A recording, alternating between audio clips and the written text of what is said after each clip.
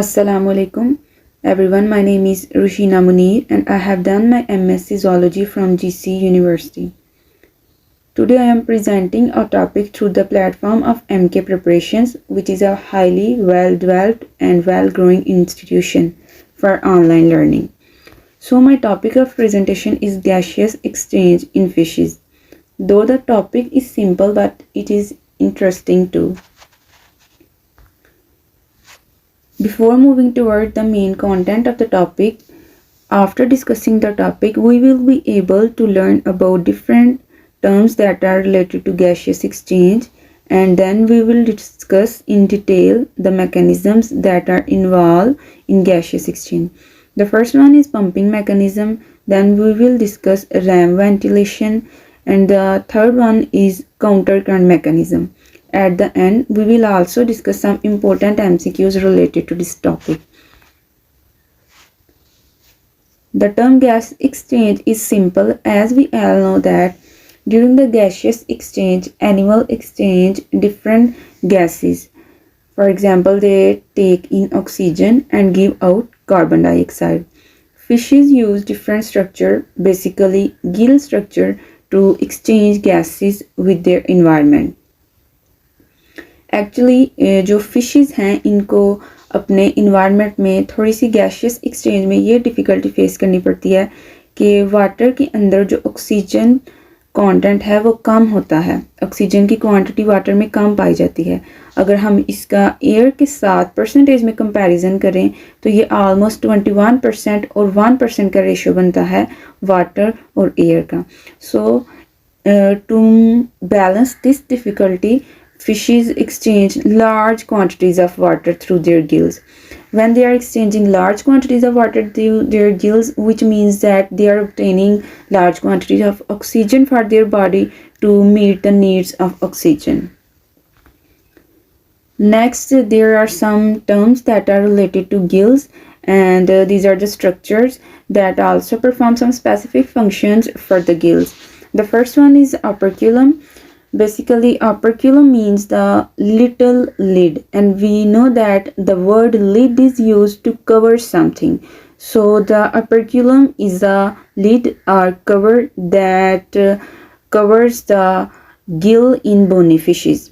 The operculum basically is made up of a bony flap, and function of operculum is to provide protection to the gills. It also enables the gill to pump water through the body of the fishes. And the gill is open at one side and is attached to the fish body at the other side, at the head side of the fishes. The next structure that is related to gill is gill filaments. Basically, gill filaments जो हैं ये बहुत ही ज़्यादा fine membranes होती हैं, और जो gills हैं वो इन्हीं फिलामेंट से मिलके बने हुए होते हैं। Gill filaments are attached with the gill arch. Gill filaments जो हैं वो बहुत ज़्यादा रेड इन शेड होते हैं और ये फ्लैशी पार्ट होते हैं। जिस तरह फ्लैश नज़र आता है, इस तरह अगर ओपर्क्यूलम को थोड़ा सा उठाया जाए तो फिश की जो गिल फिलामेंट्स हैं ये विजिबल होते हैं। इनका फंक्शन क्या है कि जब गैशियस एक्सचेंज हो रहा होता है तो ये जो गिल फिलामेंट्स हैं ये ऑक्सीजन को ब्लड के अंदर डिफ्यूज़ करवाते हैं। जो गिल फिलामेंट्स हैं फिर ये आगे अटैच होते हैं लैमेला के साथ, जिनकी डिटेल हम आगे पढ़ेंगे, और यही वो लैमेला हैं जो बाद में फर्दर एक्सपोजर देते हैं वाटर के लिए ताकि ऑक्सीजन जो है वो क्रॉस हो सके। जो लैमेला हैं ये छोटे छोटे रिजेस हैं या फिर फोल्ड हैं फिलामेंट के ऊपर। हर जो फिश है उसके जो गिल लैमेला हैं इनको बेसिक पर्पस जिसके लिए यूज़ किया जाता है वो ये है कि सरफेस एरिया इन्हेंस हो। जैसे ह्यूमन बॉडी में एल्वेलाई जो हैं वो सरफेस एरिया इन्हेंस करते हैं ताकि मैक्सिमम गैशियस एक्सचेंज हो सके, तो इसी तरह लैमेला जो हैं ये फ़िश को एबिलिटी प्रोवाइड करते हैं ताकि वो ज़्यादा से ज़्यादा ऑक्सीजन जो है वो ले सकें वाटर में से। इसके अलावा जो हमारे पास नेक्स्ट है वो गिल आर्च है। गिल आर्च जो है इसको फ़िश की स्केलेटन का एक पार्ट कंसिडर किया जाता है और इनका फंक्शन ये है कि ये गिल्स को इनकी प्लेस पे होल्ड करके रखते हैं ताकि जो गिल्स हैं वो फिक्स रहें। उसके बाद गिल रैकर्स हैं। ये जो गिल आर्चेस हैं इनके साथ कोम्ब लाइक स्ट्रक्चर होते हैं जिनको गिल रैकर्स कहते हैं। इन सब स्ट्रक्चर्स को हम आगे देखते हैं ये फिगर के अंदर। ये जैसे कि हमारे पास गिल्स मौजूद हैं, जो गिल्स हैं इनके साथ आगे गिल फिलामेंट्स जो हैं वो अटैच हैं। ये जो गिल फिलामेंट्स हैं इनके साथ सपोर्ट देने के लिए हमारे पास गिल आर्च मौजूद है जो कि ये हैं। गिल आर्चेस के साथ जो हैं वो कोम्ब लाइक स्ट्रक्चर हैं जिनको गिल रैकर्स कहते हैं। ये जो गिल रैकर्स हैं इनके कोम्ब लाइक स्ट्रक्चर जो हैं वो फ़िश के लिए बेनिफिशियल रहते हैं इस सेंस में कि ये फ़िश को हेल्प करते हैं कि जो गिल्स हैं उनके अंदर क्लॉगिंग ना हो, और जो डेब्रिस है ये दूसरा मटीरियल है वो गिल के अंदर जो है आके क्लॉग करके फ़िश को जो है ना वो उसके गिल्स को डैमेज होने से बचाए। ये उसके बाद सिर्फ एक गिल रैकर, एक गिल आर्च और जो है एक गिल फिलामेंट दिखाया गया है। अब ये जो गिल फिलामेंट होते हैं इनके अंदर ये जो फाइन मेम्ब्रेन्स टाइप स्ट्रक्चर होते हैं ये हमारे पास गिल लैमेला हैं। होप सो आपको समझ आ गई होगी। उसके बाद हम स्टार्ट करते हैं मैकेनिज्म गैशियस एक्सचेंज के लिए। बेसिकली जो पीछे स्ट्रक्चर है वो गिल का है और जो गिल है ये गैशियस एक्सचेंज स्ट्रक्चर है फ़िश के लिए, इसलिए हमने उसके बारे में पढ़ा कि आगे जो ये टर्म्स हैं यूज़ होंगी मैकेनिज्म में। जो पहला मैकेनिज्म है वो पंपिंग मैकेनिज्म है जिसको मस्कुलर पंपिंग मैकेनिज्म भी कहते हैं। बहुत ही ज़्यादा ये सिंपल मैकेनिज्म है। इसमें क्या है कि जो ज़्यादातर फिशेस हैं वो अपने माउथ को ओपन करते हैं। जब वो माउथ को ओपन करते हैं तो वाटर जो है वो माउथ में मूव करता है, फिर उसके बाद वाटर जो है वो माउथ से आगे फेरेंक्स में जाता है, फेरेंक्स से आगे फिर जो है वो गिल्स की तरफ पास होता है और फिर बाद में गिल ओपनिंग से जो फिशेस हैं वो उसको बाहर निकाल देती हैं। ये जो साइड पे फिगर है इसमें आप देखें कि जो अपर गिलम है इसको उठा के नीचे से जो है वो हमारे पास गिल्स नज़र आ रहे हैं, ये डार्क रेड इन कलर होते हैं। और जिस तरह ये गिल स्लिट्स हैं शार्क्स के अंदर इसी तरह जो हैं वो हमारे पास गिल्स भी मौजूद होते हैं। इनके ऊपर अपर गिलम की कवरिंग होती है लेकिन यहाँ पे ये गिल स्लिट्स हैं। तो ये बेसिक है कि फिशेस जो है वो अपना माउथ ओपन करेंगी, जो वाटर करंट्स हैं वो एंटर होंगे फेरेंक्स से, फिर ये आगे गिल्स में से निकलेंगे और इसी सारे प्रोसेस के दौरान जो है वो गैशियस एक्सचेंज होगा। और ये जो मस्कुलर पंप प्रोवाइड किया जाता है वाटर को वो बेसिकली फेरेंक्स और अपर के जो मसल्स हैं उनके थ्रू प्रोवाइड किया जाता है। नेक्स्ट है कि फ़िशेस जो हैं जब वो इनहेल कर रही हैं या एक्सहेल कर रही हैं तो उनकी बॉडी के अंदर वाटर जो है वो किस तरह से एंटर हो रहा है और किस तरह से फिर वो गिल्स के थ्रू बाहर मूव हो रहा है। अब इसमें हमारे पास एक जो इनहेलेशन के प्रोसेस में है, पहले जब फिश अपना माउथ ओपन करती है वाटर करंट अंदर जब आ जाते हैं तो जो फिशेज हैं वो अपना माउथ क्लोज कर लेती हैं। फिशेज माउथ क्लोज करेंगी तो फिर उसके बाद जो वाटर है वो उनके गिल्स के थ्रू बाहर निकल जाएगा। अब ये जो हमारे पास इनहेलेशन का प्रोसेस है इसमें अब ये जो ओरल वाल्व है ये ओपन है। जब ओरल वाल्व ओपन है इसमें वाटर करंट एंटर होंगे बक्कल कैविटी से फेरेंक्स में, फेरेंक्स से फिर ये गिल्स के अंदर चले जाएंगे। अभी इधर गिल्स में जो अपर किलम है वो क्लोज है। अब जब एक्सहेल करेंगे फिर इसका ऑपोजिट हो जाएगा, जो ओरल वाल्व है उसको क्लोज कर देंगे, वाटर करंट जो है वो फेरेंक्स में रहेंगे जो कि हॉलो ट्यूब लाइक स्ट्रक्चर है। तो ये अपर किलम फिर जो है ओपन हो जाएगा, इसमें से जो वाटर करंट्स हैं वो गिल्स के थ्रू बाहर निकल जाएंगे। बेसिकली ये भी इसी तरह जैसे हमने पीछे रैम वेंटिलेशन का पढ़ा है। सॉरी रैम वेंटिलेशन नहीं, पंपिंग मैकेनिज्म। जो नेक्स्ट हमारा टॉपिक है वो है रैम वेंटिलेशन। हमारे पास जो इलास्मोब्रैंक्स हैं इनमें जो टाइप्स हैं शार्क्स की, स्केट्स की, रेज की और सा फिशेस की। अब ये क्या करती हैं फिशेस के, ये ड्यूरिंग स्विमिंग कॉन्स्टेंटली अपना माउथ ओपन रखती हैं ताकि जो वाटर है वो फेरेंक्स के अंदर फ्लो करे और फिर उसके बाद इस प्रोसीजर के दौरान गैशियस एक्सचेंज हो। ये वाटर करंट्स जो हैं फिर बाद में जो फ़िश के गिल्स हैं या स्लिट्स हैं उनके थ्रू बाहर मूव कर जाते हैं। और जो इलास्मोब्रैंक्स होती हैं इनके पास अपर क्यूला नहीं होता वाटर को पंप करने के लिए। यही रीज़न है कि बहुत ज़्यादा जो शार्क्स होती हैं उनको अपने सर्वाइवल के लिए कॉन्स्टेंटली मूव करना पड़ता है ताकि गैशियस एक्सचेंज होता रहे और जो फिशेस हैं वो ब्रीथ करती रहें। सो बेसिकली जो रैम वेंटिलेशन है अगर हम इसको वैसे लिंक करें टॉपिक को तो वेंटिलेशन कहते हैं कि क्रॉसिंग ऑफ एयर। कॉन्स्टेंटली, जैसे वेंटिलेटर्स होते हैं तो वेंटिलेशन के लिए, इसी तरह इसमें फिशेस में जो वाटर है वो कॉन्स्टेंटली मूव करता रहेगा। अब उसके बाद हमारे पास आते हैं गिल बार्स। कुछ जो हमारे पास इलास्मोब्रैंक्स हैं उनमें यह भी होता है कि उनमें गिल बार्स मौजूद होते हैं एक्सटर्नल फ्लैप के साथ। अब ये जो एक्सटर्नल फ्लैप है ये एक साइड से क्लोज हो जाता है और ये एक अपर्क्यूलर कैविटी बना देता है, बिल्कुल दूसरी फिशेस की तरह ही। अब ये जो गिल बार्स हैं इनके अलावा जो फिशेस हैं उनके अंदर स्पायरेकल्स मौजूद होते हैं। ये जो स्पायरेकल्स हैं ये फ्रेंजियल स्लिट्स हैं।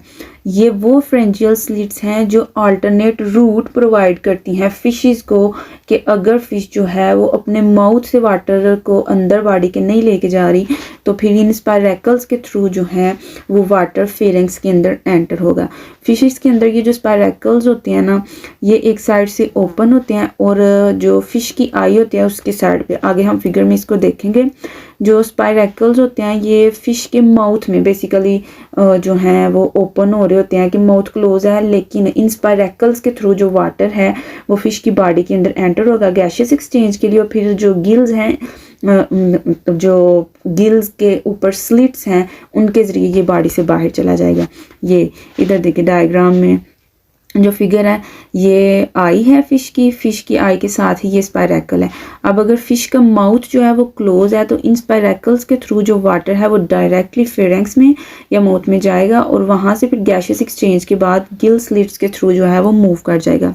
ये जो स्पायरेकल्स हैं ये शार्क्स के लिए बहुत ज़्यादा इंपॉर्टेंट हैं इस सेंस में कि ये जो हैं ऑक्सीजनेटेड ब्लड प्रोवाइड करते हैं शार्क की आई को और ब्रेन को, और ये सेपरेट ब्लड वेसल से जो है इसको प्रोवाइड करते हैं। जो रेज हैं ये इलास्मोब्रैंक में से ये स्पायरेकल जो है इनका थोड़ा बड़ा होता है और ज़्यादा डेवलप्ड होता है।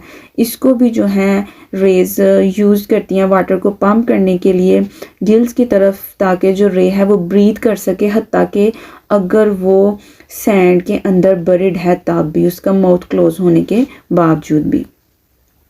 उसके बाद जो हमारे पास मैकेनिज़्म है वो काउंटर करंट मैकेनिज़्म है। ये बहुत ही इंटरेस्टिंग है इस सेंस में कि ये बहुत ही एक वेल डेवलप्ड मेथड के थ्रू फिशेस की बॉडी के अंदर ऑक्सीजन के ग्रेडियंट को और वाटर में ऑक्सीजन के ग्रेडियंट को सेंस करते हुए चीज़ों को मैनेज करता है ताकि फिशेस जो है वो मैक्सिमम जो है ऑक्सीजन इनटेक कर सकें। Basically counter current oxygen exchange mechanism is designed so to take maximum amount of oxygen from the water। इसमें क्या होता है कि जो फिशेस हैं वो अपने जो बॉडी स्ट्रक्चर है गिल्स का उनके थ्रू वाटर को मूव करवाती हैं और एक ग्रेडियंट क्रिएट रहता है इस सेंस में कि जो वाटर है उसके अंदर ऑक्सीजन की कंसंट्रेशन ज़्यादा होगी और जो फिशेस की बॉडी है उसमें ऑक्सीजन की कंसंट्रेशन कम होगी, ताकि जो ऑक्सीजन है वो इजीली डिफ्यूज़ कर सके from water into the body of fishes. अब नीचे ये फिगर में अगर देखें तो ये हमारे पास लैमेला है, जैसे कि हमने पहले भी डिस्कस किया है कि जो फिश के गैशियस एक्सचेंज सरफेस एरिया है वो लैमेला है। इसमें वाटर जो है वो फ्लो कर रहा है, जो ब्लू एरो है ये वाटर को इंडिकेट कर रहा है लैमेला से। जैसे वाटर जो है वो एंटर हो रहा है तो उसमें 100% ऑक्सीजन सैचुरेशन है।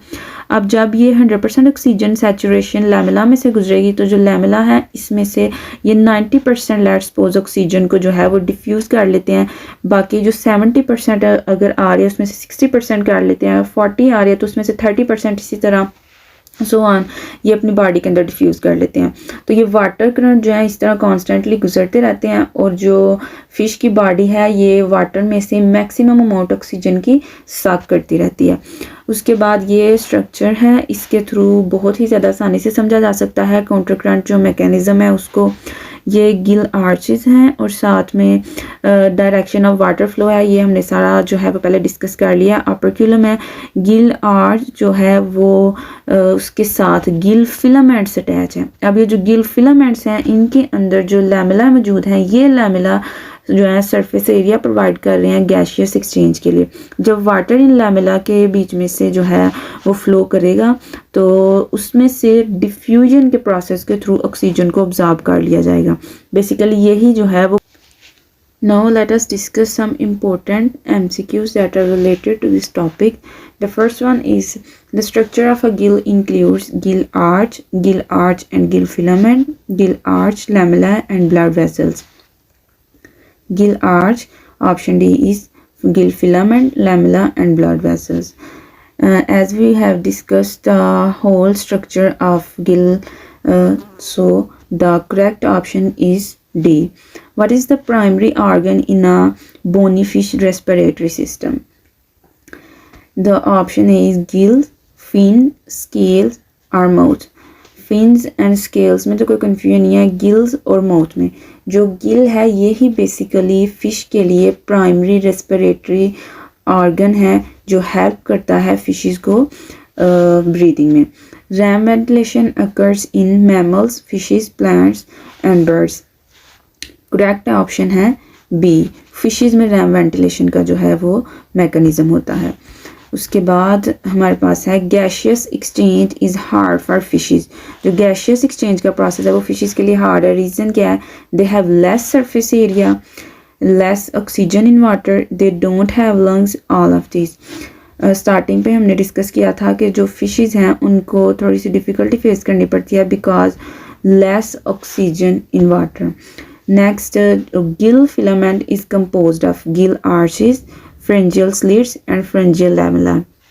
हमें बहुत अच्छे से पता है, हमने जो फिगर देखी है उसमें डिस्कस किया था कि गिल फिलामेंट जो है वो फ्रेंजियल लैमेला से मिलके बने हुए होते हैं।